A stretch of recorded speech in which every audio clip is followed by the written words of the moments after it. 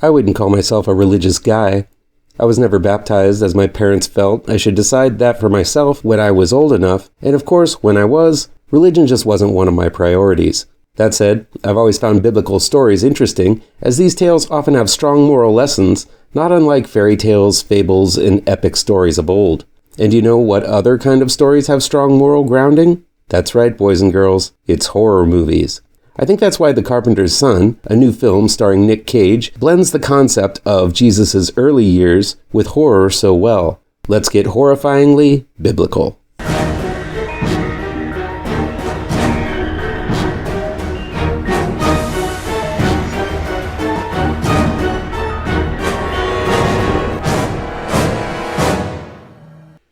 The Carpenter's Son is new in select theaters. I saw it last week. And it's coming soon on demand from Magnolia Pictures. It's directed and written by Lotfy Nathan. The carpenter, played by Nick Cage, is witness to a glorious light as his wife, played by FKA Twigs, gives birth in a manger. The carpenter believes this to be a sign from God that this child is destined to teach the world the gift of forgiveness. 15 years later, the carpenter, the wife, and the child, played by Noah Jupe, travel in secrecy across the land, attempting to find shelter and keep the child's gifts a secret until a new sign from God says it's the right time to reveal him to the world. But in the shadows, the adversary lurks in the form of a young girl, played by Isla Johnston, who tempts the child to turn against humanity and become a god among men. I was really caught off guard from The Carpenter's Son. I didn't know exactly what to expect. A straightforward interpretation of the Gospels, some blasphemous nightmare, or some kind of modern, ground-level retelling of the birth of Jesus. What director Lotfy Nathan did was tell a pretty faithful interpretation of the birth and trials of Jesus in The Carpenter's Son. The film actually tells an emotionally potent story of a father trying his hardest to protect his son from temptation. Sure, it's a dated concept, but the lengths the carpenter goes to keep the young boy protected from those who hate and fear him is something primal and powerful. This is a timeless tale, as relevant today as the time it is depicted, a period piece that resonates. And while the rest of this cast is good, most of that power comes, believe it or not, from Nick Cage's performance as the overprotective carpenter, who we know as Joseph, but he goes unnamed in the movie. Cage's character knows that if his son is found out, he will be ostracized and killed for representing something that the carpenter himself has doubts about. Some of the most powerful moments are from Cage trying to understand and cope with the impossible situation of his wife becoming pregnant with God's child. Of course, there's a part of him who thinks she's been unfaithful. Sure, he's looking for signs from heaven to tell him he's on the right path. Punctuated with Cage's trademark manic nature at times, he still manages to deliver one of his more iconic roles. Because it is Cage's inner turmoil that takes center stage, there's little room for anyone else. So the rest of the cast sort of gets overshadowed in the process. This is most exemplified by FKA Twigs as the wife. Twigs does have a presence, but because this is a film that is faithful to its time, the wife doesn't really have a lot to say in matters of the family's everyday life. There are moments of dialogue between husband and wife, but these are behind closed doors. Twigs doesn't get her big scene until the movie's climax, where a quiet decision begins the next leg of this legendary journey. Noah Jupe, as the son, is a meteor role. He's curious and sometimes defiant of his father's will. The actor delivers a commanding performance at times, as he often stands toe-to-toe with Cage as a normal rebellious teen. He just also happens to be Jesus. And seeing Jupe's wide eyes as he realizes the power he has is fascinating. These scenes where he discovers his power is like those scenes that used to be before the X-Men movies, where we find out the origins of these mutants.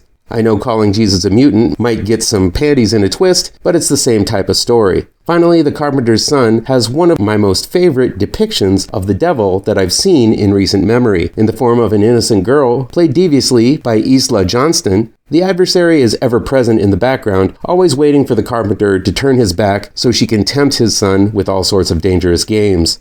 Most of the horror in The Carpenter's Son comes from the scenes with Johnston, who despite her small stature, transforms into a monstrously powerful villain through performance alone. Seeing this little girl scarred with small cuts all over her body and spitting blood in the ear of the son is nightmare fuel, and brought back some of the most primal recollections of the first time I watched The Exorcist, as her performance is blasphemously good.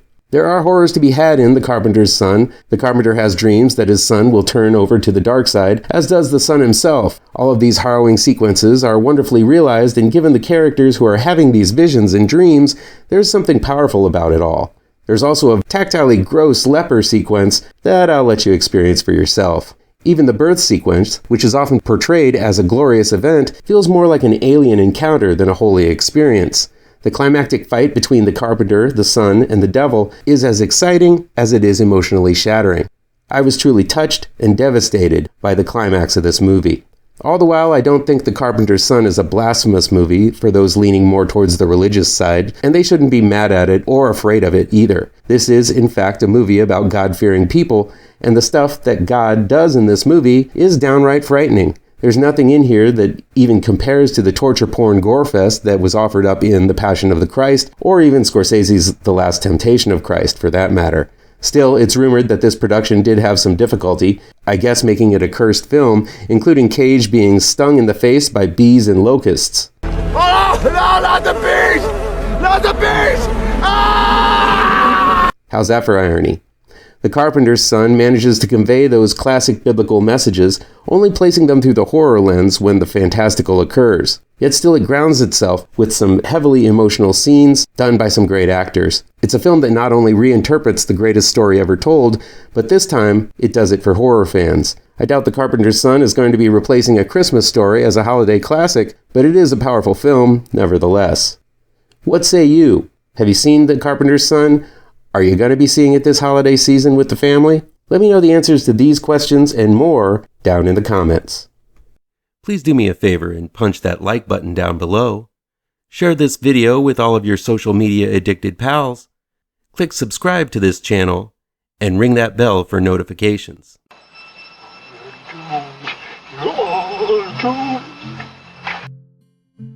You're doomed to live the life you're meant to be,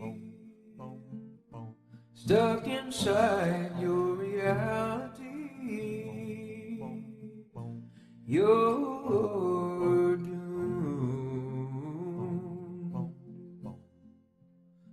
Oh, you're doomed. You're